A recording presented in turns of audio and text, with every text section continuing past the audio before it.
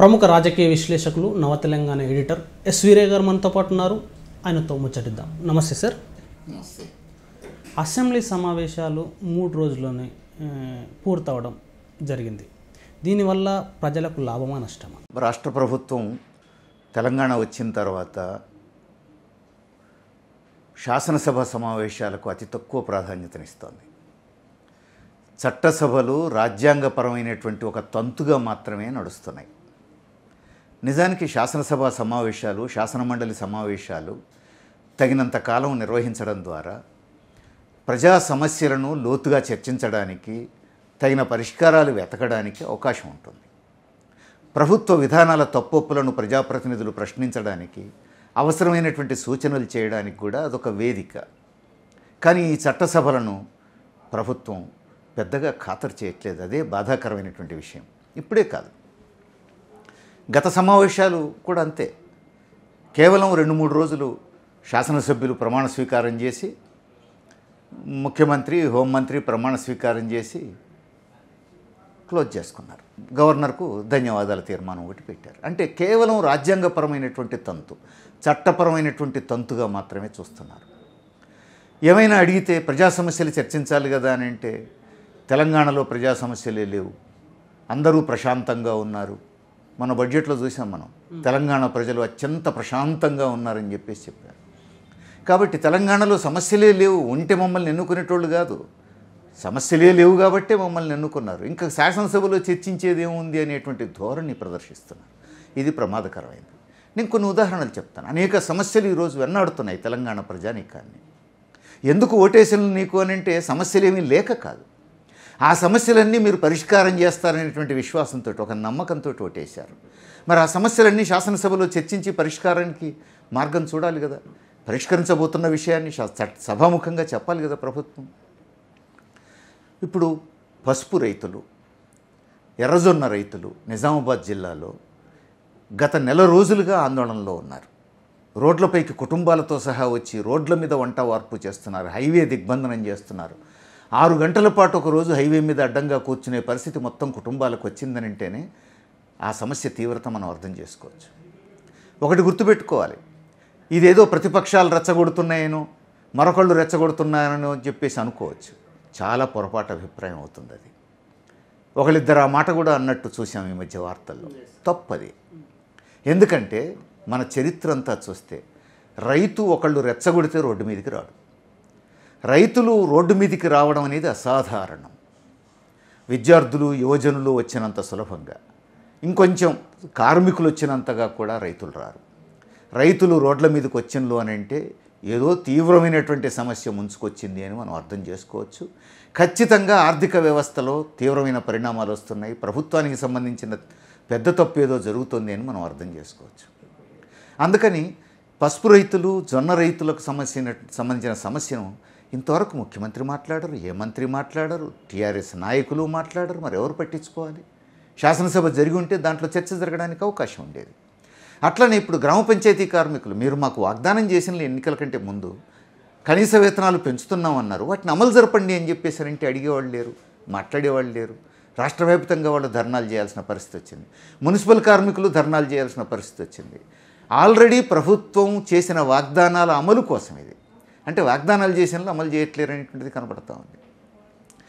అనేక స్కీమ్ వర్కర్లకు ఎంతో కొంత పెంచినామని చెప్పింది ప్రభుత్వం. అంగన్వాడీలకు కొంచెం పెంచినామని చెప్పింది, ఆశాలకు కొంచెం పెంచినామని చెప్పింది. ఇప్పుడు ఆశాలకు పెంచింది అమలు జరపట్లేదు, వాళ్ళు మళ్ళీ ఆందోళనకు రావాల్సి వచ్చింది. ఇప్పుడు అంగన్వాడీలు మళ్ళీ ఆందోళనలోకి రావాల్సి వచ్చింది. నిన్ననే అనేక ధర్నాలు మనం చూసాం. ఆ మాత్రం పెంచినవని కూడా చెప్పడానికి సిద్ధంగా లేనిది మధ్యాహ్న భోజనం పథకం కార్మికులు. వాళ్ళు సొంత డబ్బులతో, అప్పు తెచ్చిన డబ్బులతో పిల్లలకు, పసిపిల్లలకు వంటలు చేసి పెట్టాల్సి వస్తుంది. ఆ అప్పు తీర్చడానికి ప్రభుత్వం నుంచి బిల్లుల కోసం ఎదురు చూడాల్సి వస్తుంది. అందరూ మహిళలు. ఎవరు పట్టించుకోవాలి ఈ సమస్యలు? ఇదో పెద్ద సమస్య. ఇన్ని సమస్యలు ఉన్నప్పుడు ఎందుకు ప్రభుత్వం అంత ప్రశాంతంగా ఉందని చెప్పి చెప్తోంది? ప్రభుత్వానికి సంబంధించినంత వరకు ఈ సమస్యలు పట్టించుకోవడానికి సిద్ధంగా లేదు. ఎందుకంటే ప్రజలు నాకు ఓటేసాను, 5 సంవత్సరాలు మళ్ళా నాకు ప్రభుత్వం గ్యారంటీ, దించేటోళ్ళు లేరు. కాబట్టి ఇప్పుడు పట్టించుకోకుండా నడుస్తుంది. ఇప్పుడు మనం చూసాం కౌలు రైతుల గురించి. మళ్ళా ఈ సభల్లో కూడా బడ్జెట్ చర్చ సందర్భంగా కూడా పాస్ పుస్తకాలు ఉన్నోళ్లే రైతు, కౌలు రైతుకు నేను ఇవ్వను అన్నాడు. ఎంత ఆవేదనతో రగిలిపోతున్నాడు కౌలు రైతు. దున్నేది నేను, పంట పండించేది నేను, అప్పుల పాలు అవుతున్నది నేను, ఆత్మహత్య చేసుకుంటున్నది కౌలు రైతుల కుటుంబాలు. తెలంగాణలో కౌలు రైతులు ఎక్కువ ఉంటారు కదా, 40% వ్యవసాయం కౌలు రైతులే చేస్తున్నారు తెలంగాణలో. అయినా వాళ్ళని నేను రైతులుగా గుర్తించనని చెప్పేసి అంటున్నారు. ఆయన ఏమంటున్నారు, వాళ్లకు రైతు బంధు పథకం వర్తింపజేస్తే సమస్యలు వస్తాయి, ఆ సమస్యలను నేను పరిష్కరించడానికి సిద్ధంగా లేను అన్నాడు. ఏం సమస్యలు వస్తాయో చెప్పు, ఎందుకు పరిష్కారం చేయలేవో చెప్పు. నిజంగా పరిష్కరించాలని సమస్యలు ఏమన్నా ఉంటే అందరూ అర్థం చేసుకుంటారు కదా. దాన్ని చర్చకు పెట్టడానికి కూడా సిద్ధంగా లేరు. అంతేకాదు, ఈరోజు వడ్రంగులు కూడా రోడ్ల మీదకి వచ్చారు. నిన్న చలో అసెంబ్లీ అన్నారు. వందలాది మందిని అరెస్టులు చేశారు, కానీ వాళ్ళ సమస్యకు పరిష్కారం చూపించలేదు. ఏమిటి సమస్య? ప్రభుత్వం ఇప్పుడు ఏం చెప్తోంది, అడవులను రక్షిస్తా, అడవులను నరికేస్తున్నారు, ఆ కలప దొంగలు ఎక్కువైపోయినలు అంటుంది. ఆ కలప దొంగలకున్న ఈ వడ్రంగులకు సంబంధం ఏమిటి? ఈ వడ్రంగి చేసే పని ఏమిటి? ఎవరైనా కలప తెచ్చి ఇచ్చి నాకు కుర్చీ చేసి పెట్టమంటే కుర్చీ, బల్ల చేసి పెట్టమంటే బల్ల చేసి పెడతాడు, మంచం చేసి పెట్టమంటే మంచం చేసి పెడతాడు. ఈ చెక్క ఎవరి దగ్గర కొనుక్కొచ్చిండు, దానికి లైసెన్స్ ఉన్నదా లేదా, దొంగ చెక్క మంచి చెక్క, ఈ వడ్రంగికి ఏం సంబంధం? ఒక కంసాలి దగ్గరికి ఒక ఆయన బంగారం తీసుకొచ్చి ఇచ్చి నాకు ముక్కు పుల్ల చేయించు, లేకపోతే గాజులు చేయమని అంటాడు. నువ్వు ఎక్కడ కొనుక్కొచ్చావో, ఎత్తుకొచ్చావో, దొంగదో సరైందో ఆ కంసాలికి ఏం తెలుస్తుంది? తన దగ్గరికి బంగారం తెచ్చిచ్చినో ఆ బంగారంతో ఆయన నగ చేసి ఇస్తాడు. అందుకని ఇప్పుడు అడవుల్లో కలప దొంగతనం చేస్తున్నారనే పేరుతో అసలు దొంగలను వదిలేసి వచ్చి వడ్రంగుల మీద పడ్డారు. అసలు దొంగలు ఎవరు? మంత్రులకు తెలవనోళ్ళ, అధికార పార్టీ శాసనసభ్యులకు పార్లమెంటు సభ్యులకు తెలవనోళ్ళ, అంత రహస్యంగా ఉన్నారా? అదేదో కొట్టేసి జేబులో పెట్టుకుని పోయేది కాదు కదా. లారీలు పోతూ ఉంటే నీ అధికారులు ఏం చేస్తున్నారు, నీ పోలీసులు ఏం చేస్తున్నారు, ప్రభుత్వం ఏం చేస్తుంది, అవన్నీ వదిలేసి వడ్రంగుల మీద ఎందుకు పడ్డారు అని వాళ్ళు లబోదిబోమంటూ రోడ్ల మీదకి వచ్చారు. ఇవే కాదు, సామాజిక సమస్యలు, ఎన్నికల తర్వాత సామాజిక సమస్యలు చెప్తున్నాను నేను, ఎన్నికలకు ముందు గురించి కాదు. మహబూబ్నగర్ జిల్లాలో ఒక గ్రామంలో ఎన్నికైన గ్రామ పంచాయతీ సర్పంచ్ని కింద కూర్చోబెట్టి వార్డు మెంబర్లందరూ కుర్చీలో కూర్చున్నారు. దీన్ని ఎట్లా అర్థం చేసుకోవాలి? ఏమిటి కారణం అని చూస్తే సర్పంచ్ దళితుడు, ఈ వార్డు మెంబర్లందరూ అగ్రకులాలకు చెందినటువంటి వాళ్ళు. ఈ వార్డు మెంబర్లలో 2-3 ఇళ్లలో పనిచేసిన జీతగాడు. కాబట్టి జీతగాడు మాతో పాటు కుర్చీలో కూర్చుంటాడా, దళితుడు మాతో పాటు కుర్చీలో కూర్చుంటాడా అనేటువంటి ధోరణి వస్తే రాజ్యాంగం అనుమతిస్తుందా, చట్టం అనుమతిస్తుందా? ప్రజలు ఓటేసి గెలిచినటువంటి ఒక సర్పంచ్కి కూడా ఈరోజు గౌరవం లేదు, విలువ లేదు అని అంటే, ఇంత తీవ్రమైనటువంటి సమస్య జరిగినప్పుడు ప్రభుత్వం ఏం చేయాలి? తక్షణం అందుకు బాధ్యుల మీద చర్యలు తీసుకోవాలి, కేసు పెట్టాలి, జైళ్ళల్లో పెట్టాలి. కేసీఆర్ స్పందించలేదా దీనిపైన? ఖండిస్తున్నా అన్నాడు. ప్రతిపక్ష నాయకుడైతే ఖండిస్తున్నా అని అనొచ్చు, ప్రతిపక్షాల పార్టీల నాయకులైతే ఖండిస్తున్నా అనొచ్చు, ప్రజా సంఘాల వాళ్ళు ఖండిస్తున్నా అనొచ్చు, ముఖ్యమంత్రి కూడా ఖండిస్తే మరి యాక్షన్ తీసుకోవాల్సింది ఎవరు? అట్లనే నిజామాబాద్ జిల్లా మారంపల్లి గ్రామం డిసెంబర్ నుంచి మొదలై ఇప్పటి వరకు ఆ గ్రామంలో ఉన్న దళితులు సాంఘిక బహిష్కరణకు గురయ్యారు. ఏమిటిది? ఏమిటి అన్యాయం? ఒక గ్రామంలో దళితులు సాంఘిక బహిష్కరణకు గురైతే, నెలల తరబడి సాంఘిక బహిష్కరణకు గురైతే, నిన్నగాక మొన్న వీళ్ళందరూ నీకు ఓటేసిన వాళ్ళు, నువ్వు మమ్మల్ని రక్షిస్తావనేటువంటి విశ్వాసంతో ఉన్నోళ్ళు, వాళ్ళ గురించి ఏం పట్టించుకోవాలి? ఇవన్నీ ఇంకా అనేక సమస్యలు ఉన్నాయి. నేను మత్సుకు కొన్ని ఉదాహరణలు చెప్పాను. ఈ సమస్యలన్నీ శాసనసభ సమావేశాలు 10 రోజులో, 15 రోజులో, 20 రోజులో జరిపితే చర్చకు వస్తాయి. చర్చకు వస్తే వీటికి సమాధానం చెప్పాల్సి వస్తుంది. అందుకని 3 రోజులతో సమావేశాలు దులిపేసి సమస్యల నుంచి తప్పించుకోవడానికి సమావేశాలను రోజులను తగ్గించారంటారా మీరు? అంతే కదా. లేకపోతే వేరే పనే ఉంది, ప్రభుత్వానికి వేరే పనే ఉంది. ప్రజా సమస్యలు చర్చించడం, పరిష్కరించడమే ప్రభుత్వం పని కదా. పైగా శాసనసభ సమావేశాలు 1 నెల రోజుల పాటు, 15 రోజుల పాటు జరగాల్సినటువంటి సమావేశాలు. ఓటాన్ అకౌంట్ బడ్జెట్ పెట్టినవు కాబట్టి, రెగ్యులర్ బడ్జెట్ కాదు కాబట్టి అన్ని రోజులు అవసరం పడలేదని అనుకోవచ్చు. కనీసం 10 రోజులైనా పెట్టకూడదా? 10 రోజులు కూడా పెట్టకుండా, 15 రోజులు కూడా పెట్టకుండా ఉండడం అని అంటే, సామాజిక సమస్యలు వస్తే వాళ్ళకు కొన్ని ఇబ్బందులు. అధికార పార్టీ శ్రేణులన్నీ కూడా గ్రామీణ ప్రాంతాల్లో పెత్తందారీ కుటుంబాలకు చెందినోళ్ళు. ఇప్పుడు ఈ కుల వివక్షణ గురించి పట్టించుకుంటే, వివక్ష పాటించిన వాళ్ళ మీద చర్యలు తీసుకుంటే, తమ పార్టీ శ్రేణులే తమ పార్టీకి దూరం అవుతాయి. అందుకని ఈ కుల వివక్షను ముట్టుకోవడానికి సిద్ధంగా లేదు ప్రభుత్వం. తమ పార్టీ ప్రయోజనాలు తమ ప్రయోజనాలే తప్ప ప్రజా ప్రయోజనాలు సామాజిక సమస్యలను పరిష్కరించాలనేటువంటి ఉద్దేశం ఈ ప్రభుత్వానికి లేదు. రైతుల గురించి పట్టించుకునే స్థితిలో లేరు. దళారుల కోసం పనిచేస్తున్న ప్రభుత్వంలాగా కనపడతా ఉంది. మార్కెట్లలో దళారుల పెత్తనమే తప్ప కేసీఆర్ స్వయంగా రైతు ప్రభుత్వం మాదని చెప్పుకుంటున్నారు. శాసనసభలో ఏ విధంగా రైతు ప్రభుత్వం చర్చకు పెట్టి ఉంటే బాగుండేది. ఎందుకంటే తాను రుణమాఫీ చేసి రైతు బంధు పథకం అమలు చేసి మాది రైతు ప్రభుత్వం అని చెప్తున్నారు. మరి రుణమాఫీ చేసిన తర్వాత రైతు బంధు పథకం అమలు చేసిన తర్వాత కూడా ఎందుకు ఆత్మహత్యలు కొనసాగుతున్నాయి? బోనకల్లో రైతు ఎందుకు ఆత్మహత్య చేసుకున్నాడు? అప్పు ఇచ్చినవాడు అప్పు కడతావా చస్తావా అని చెప్పేసి వచ్చి ఇంటి మీద కూర్చుంటే ఆత్మాభిమానంతో ఆత్మహత్య చేసుకున్నాడు. అంటే రైతుకు అప్పు ఒక సమస్య, దాన్ని నువ్వు పరిష్కరించినవా? తర్వాత అప్పు చేయడానికి రైతు భయపడ్డు. చేసిన అప్పు తీర్చడానికి పండిన పంటకు గిట్టుబాటు ధర వస్తే అప్పు తీర్చుకోగలుగుతాడు, కుటుంబం ప్రశాంతంగా ఉంటుంది. ఆ గిట్టుబాటు ధర నువ్వు గ్యారంటీ చేసినవా? నువ్వు అప్పు ఫెసిలిటీ కల్పించకుండా గిట్టుబాటు ధర ఇవ్వకుండా మిగతావి నేను అది చేసినా అంటే అవన్నీ ఓట్ల పథకాలు తప్ప రైతును బతికించే పథకాలు కాదు. అందుకని శాసనసభలో ఇవన్నీ నువ్వు చర్చ పెట్టి ఉంటే ప్రజలకు కూడా అర్థమయ్యేది, ఇది రైతు ప్రభుత్వమా కాదా, రైతును మభ్యపెట్టే ప్రభుత్వమా, అర్థమయ్యేది కదా. ప్రజాస్వామ్యంలో శాసనసభలో చర్చ కంటే మించింది ఏముంటుంది?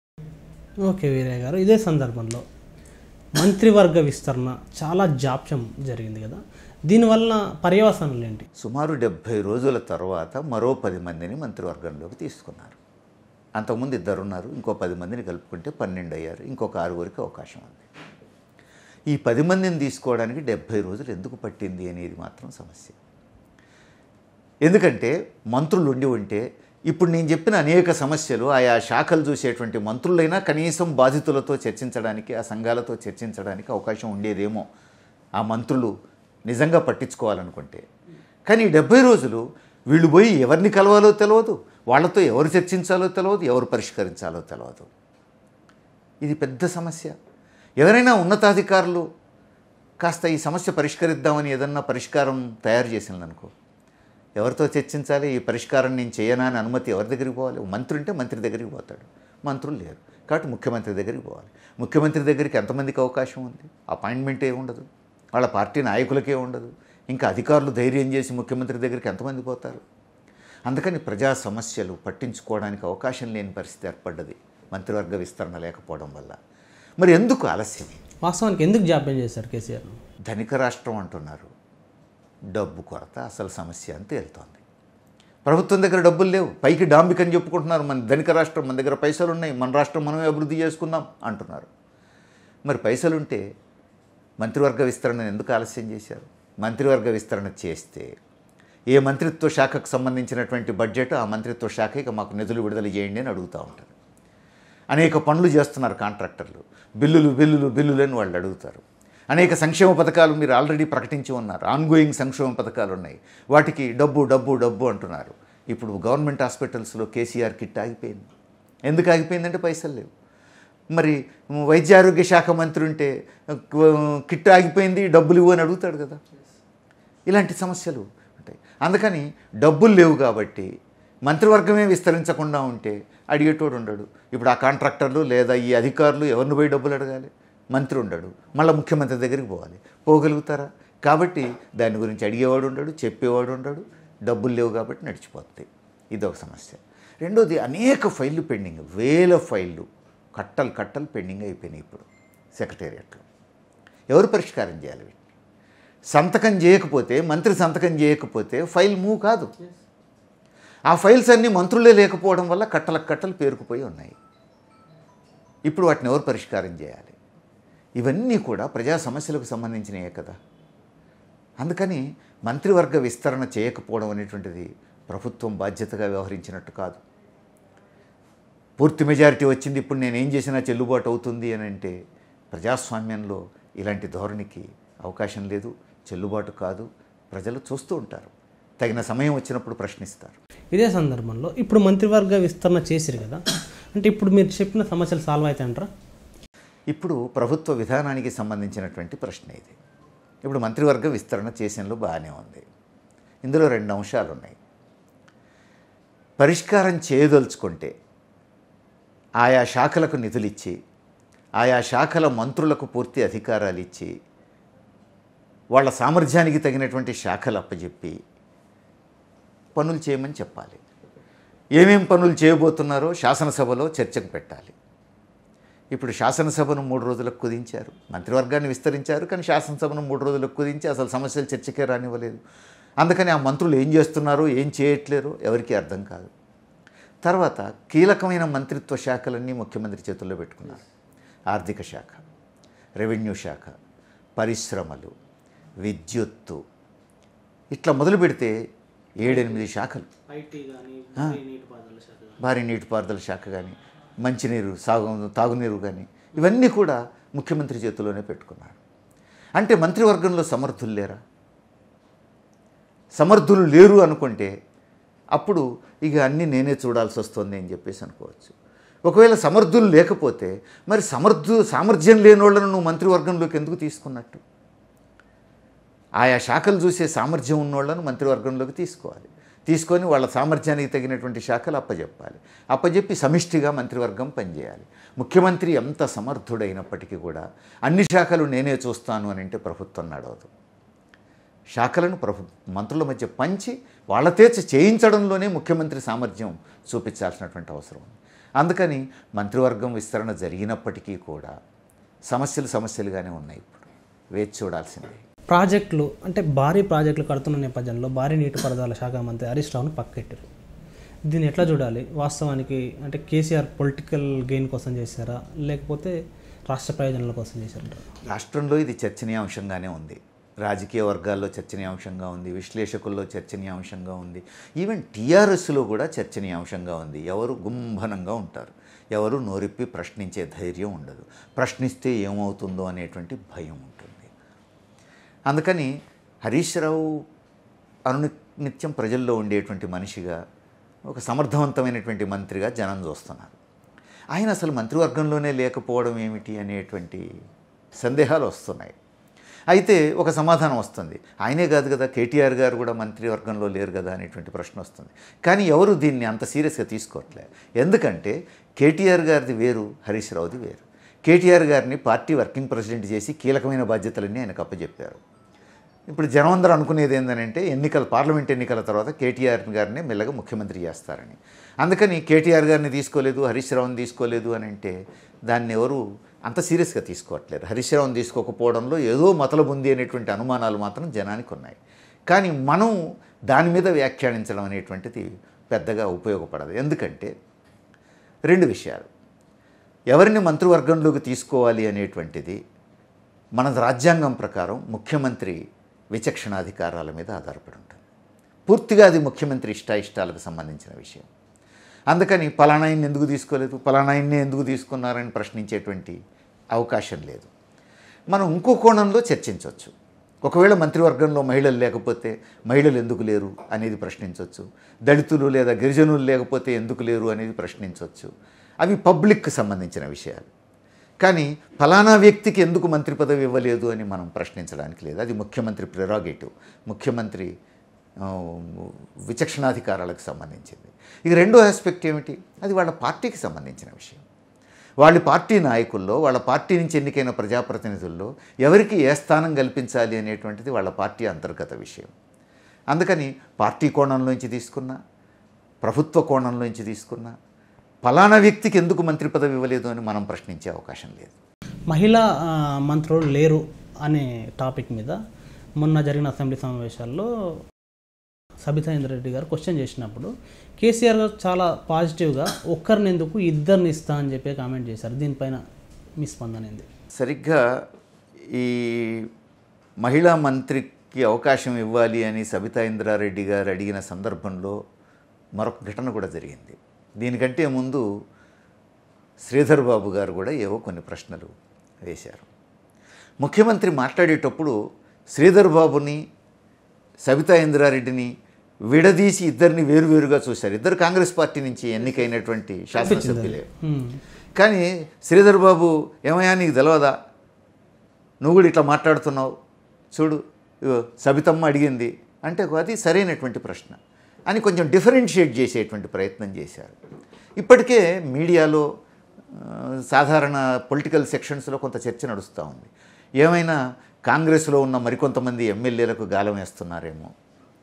గతంలో టీఆర్ఎస్ నాయకులు కూడా 10 మంది మాతో టచ్లో ఉన్నారని కూడా చెప్పారు. ఇప్పుడు ఆ 10 మందిలో సబితా ఇంద్రారెడ్డి గారు కూడా ఉన్నారు అనేటువంటి చర్చ ఒకటి నడుస్తూ ఉంది. మనకు తెలియదు అది నిజమా కాదా అనేది మనకు తెలియదు. అందుకే అంత పాజిటివ్గా స్పందించారా మనకు తెలియదు.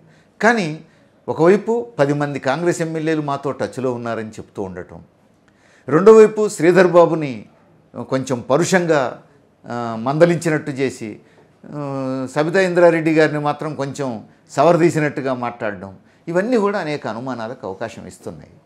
చూడాల్సినటువంటి విషయం. టీఆర్ఎస్లోకి వస్తే సబితను మంత్రి చేస్తారంటారా? తెలియదు. ఒకవేళ ఆ టచ్లో ఉన్నోళ్ళల్లో కూడా ఆమె కూడా ఉండి ఉంటే అది నిజమైతే, బేరసారాల్లో మంత్రి పదవే ముఖ్యమైన అంశం అయితే, వాళ్ళు వాగ్దానం చేస్తే, ఇవన్నీ అయితే గీతే చేస్తే ఊహలకు సంబంధించిన విషయాలు. ఇవన్నిటికీ కరెక్ట్ సమాధానం చెప్పాల్సింది సబితా ఇంద్రారెడ్డి గారు, ముఖ్యమంత్రి గారు. మూడో వ్యక్తి ఎవరు సమాధానం చెప్పలేరు. ఇందులో ఉన్న నిజానిజాలు వాళ్ళిద్దరిలో ఎవరో ఒకళ్ళు చెప్తే తప్ప మనకు తెలియవు. ఇప్పటికే టీడీపీ నుంచి ఎన్నికైన 2 ఎమ్మెల్యేలు ఒకళ్ళు ఆల్రెడీ వెంకట వీరయ్య టీఆర్ఎస్ గూట్లోనే ఉన్నారు అనే చర్చ కూడా నడుస్తూ ఉంది. వచ్చేసారి 6 మంత్రులను తీసుకునే దాంట్లో ఆయన పేరు కూడా ఉంటుందనేటువంటి చర్చ కూడా నడుస్తూ ఉంది. ఇప్పుడు ఎమ్మెల్సీ ఎన్నికల్లో కూడా కాంగ్రెస్కు టీఆర్ఎస్ని టీడీపీ నుంచి ఆ 2 వేస్తే తప్ప గెలవరు. అందులో వెంకట వీరయ్య వెయ్యడు అనేటువంటిది కూడా ఒక చర్చ నడుస్తూ ఉంది. దానికి కూడా ఎవరు సమాధానం చెప్పాలి? వెంకట వీరయ్య అన్న చెప్పాలి, ముఖ్యమంత్రి అన్న చెప్పాలి. మనం ఎవరో మూడో వ్యక్తి చెప్పగలిగేటువంటి పరిస్థితి లేదు. ఇవన్నీ వేచి చూడాల్సింది. వీరయ్య గారు, మరో రాష్ట్రంలో జరుగుతున్న మరో విషయం ఏంటంటే ఐఏఎస్ల సంబంధించిన పోస్టింగ్ల విషయంలో జరుగుతున్న వివాదం ఏంటి? నిజానికి ఇది ఆశ్చర్యకరమైనటువంటి సమస్య. మన రాష్ట్రంలో 33 జిల్లాలకు పెరిగిన తర్వాత ఐఏఎస్ అధికారుల కొరత చాలా పెద్ద సమస్యగా ఉంది. మరోవైపు ఉన్న ఐఏఎస్ అధికారులకే పోస్టింగులు ఇవ్వకుండా నెలల తరబడి పక్కన కూర్చోబెట్టడం అనేది ఆశ్చర్యకరంగా ఉంది, హాస్యాస్పదంగా కూడా ఉంది. ఐఏఎస్ పూర్తి చేసుకున్నటువంటి ట్రైనీలకు కానీ సీనియర్ ఐఏఎస్ అధికారులకు కానీ నెలల తరబడి పోస్టింగులు ఇవ్వకుండా పక్కన కూర్చోబెడితే వాళ్ళని అవమానించినట్టు ఒకటైతే, రెండవది ప్రభుత్వ యంత్రాంగంలో అనేక పనులు ఉన్నాయి. వాళ్ళ సర్వీసులను ఉపయోగించుకోవాలి, వాళ్ళ సేవలను ఉపయోగించుకోవాలి, పనులు ఆగకుండా చూసుకోవాలి. ప్రజలకు ప్రభుత్వానికి మధ్యన వాళ్ళు సంధానకర్తలుగా పనిచేయాల్సిన వాళ్ళు, పనులు అమలు జరిగేటట్టు చూడాల్సిన వాళ్ళు. అనేక పనులు అమలు కాకుండా వెనకబడుతున్నప్పుడు అవి జయప్రదంగా నడిచేటట్టు చూడాల్సిన బాధ్యత వాళ్ళ మీద ఉంటుంది. మరి వాళ్ళు ఉండి కూడా వాళ్ళ సర్వీసులను ఉపయోగించుకోకపోవటం అనేటువంటిది ఇది బాధ్యతగా ఉన్నట్టు కాదు. తర్వాత అసలు ఇంతమందిని ఎందుకు ఖాళీగా పక్కన పెడుతున్నారు? ఖాళీగా పక్కన పెట్టడం అంటే పనులాగిపోవడమే కాదు, వాళ్ళకి ఇచ్చే జీతం కూడా వృధా అవుతుంది కదా. కూర్చోబెట్టి జీతాలు ఇవ్వడమే కదా, ఇది ప్రజల డబ్బు కదా. అందుకని ఏ వైపు నుంచి చూసినా ఇది బాధ్యతగా వ్యవహరించడం కాదు. అందుకే సహజంగానే చేవ ఉన్నటువంటి ఐఏఎస్ అధికారి ఎవరు కూడా దీన్ని భరించలేరు. అదే సందర్భంలో మీరు చెప్తున్నట్టు కొంతమంది ఐఏఎస్లని కేసీఆర్ పార్టీ కార్యకర్తల్లో వాడుకుంటారు అనే కామెంట్ ఉంది, దానిపైన మీరేమంటారు? ఇప్పుడు సమస్య ఏమిటంటే ఇది ఒక్క కేసీఆర్కు సంబంధించిన విషయమే కాదు. గతంలో కాంగ్రెస్ ప్రభుత్వంలోనైనా, టీడీపీ ప్రభుత్వంలోనైనా, ఇప్పుడు టీఆర్ఎస్ ప్రభుత్వంలోనైనా పరిస్థితి ఏంటంటే ప్రభుత్వం మంత్రులు 5 ఏళ్లకోసారి ఎన్నికయ్యేవాళ్ళు, అధికారులు శాశ్వతంగా ఉంటారు. ఏ పార్టీ ఎన్నికైనా, ఏ ప్రభుత్వం వచ్చినా, ఎవరు ముఖ్యమంత్రి ఉన్నా అధికారులు మాత్రం కొనసాగుతూ ఉంటారు. అది కంటిన్యూటీ. దాన్ని అట్లా చూడకుండా ప్రభుత్వం మారగానే అధికారులను మార్చేసుకోవడం అంటే యాజ్ ఇఫ్ తమ పార్టీ కార్యకర్తల్లాగా, అది ఇంకా పెరిగిపోయింది. అది ఇప్పుడు ఇంకా పెరిగిపోయింది అనేటువంటి చర్చ నడుస్తూ ఉంది. తమ పార్టీ కార్యకర్తలతో సమానంగా చూడడం, పార్టీకి సంబంధించిన పనులు, వ్యక్తిగత పనులు కూడా ఐఏఎస్ అధికారులు మీదేసుకొని చేయడం అనేటువంటిది వాళ్లకు అవమానకరం. అది ప్రభుత్వానికి కూడా బాధ్యతగా వ్యవహరించాల్సినటువంటి తీరు కాదు. ఇప్పుడేమిటి అని అంటే ఏ పని చేయాలన్నా ఇక దీనికి ఈ రూల్ అడ్డం వస్తుంది, ఇది రూల్ ప్రకారం ఇట్లా చేయకూడదు అని ఎవరు మాట్లాడితే వాళ్ళని పక్కన పెడుతున్నారు అనేటువంటిది ఒక చర్చ. చెప్పింది చెయ్యి, ఎదురు ప్రశ్నించకు అంటే అధికారి మరి ఉన్నది ఎందుకు? అధికారి రూల్ పొజిషన్ చెప్పాలి, చట్టం ఏం చెప్తుందో చెప్పాలి. ప్రభుత్వం ఏం చేసినా చట్ట ప్రకారం చేయాల్సి ఉంటుంది కాబట్టి ఈ పని చట్టవిరుద్ధం, ఈ పని రూల్ అంగీకరించదు అని వాళ్ళు చెప్పాలి, వాళ్ళ బాధ్యత అది. ఆ పని వాళ్ళు అట్లా ఆ విధంగా రూల్సు చట్టాన్ని చూపించిన ప్రతి వాళ్ళను పక్కన పెట్టి చెప్పింది చేయడానికి సిద్ధంగా ఉన్న వాళ్ళని మాత్రం తల వంచుకొని నడిచే వాళ్ళకి మాత్రమే పోస్టింగ్లు ఇస్తున్నారనేట్టు ఒక అపవాదు మాత్రం ఇప్పుడు ప్రభుత్వం మీద వచ్చింది. అంతేకాదు, ఐఏఎస్ అధికారులు, ఐపీఎస్ అధికారులు కూడా ఆలోచించుకోవాలి. చీము నెత్తురు ఉంటే ఇలాంటి పద్ధతుల్ని వాళ్ళు అంగీకరించకూడదు. అటు ప్రభుత్వం, ఇటు ఐఏఎస్ ఐపీఎస్ అధికారులు చేస్తున్న పొరపాటు ఇంకొకటి ఉంది. ముఖ్యమంత్రి గారు తన వ్యక్తిగత హోదాలో యాగం చేశారు. మనం చూస్తే ఆ యాగం సందర్భంగా ఐఏఎస్ అధికారులు, ఐపీఎస్ అధికారులు సాష్టాంగ ప్రణామాలు చేశారు. డ్యూటీలో ఉండగా సాష్టాంగ ప్రణామాలు చేయొచ్చా? రాజ్యాంగబద్ధమైనది? అది రాజ్యాంగబద్ధం కాదు. రాజ్యాంగం ఏం చెప్తోంది? సైంటిఫిక్ టెంపర్ గురించి మాట్లాడుతోంది.